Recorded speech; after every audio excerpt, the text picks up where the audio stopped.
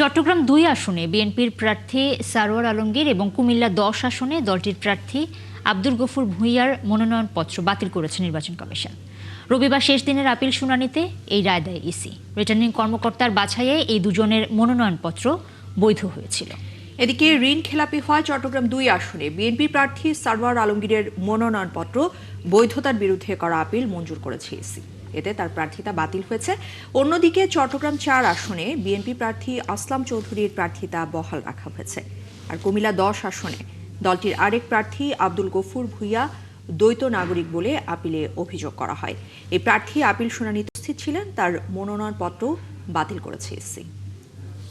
১৮৮ ধারা ফৌজদারি কার্যবিধির ম্যাজিস্ট্রেট বিদেশে কোনো ঘটনা ঘটলে মামলা আমলে নিতে পারে না।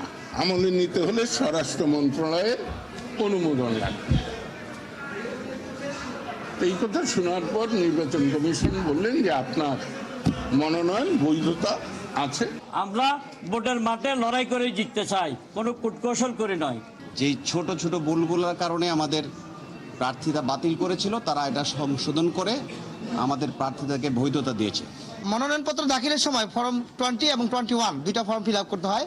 এইটা আমি অনিচ্ছাকৃত ত্রুটির কারণে করতে পারি নাই। আমি বিজ্ঞ আপিল আদালতে কমিশনের সাবমিট করেছি। এইটাও বিবেচনা না নিয়ে ওনারা আমাদের আপিলটাকে নামঞ্জুর করেছেন।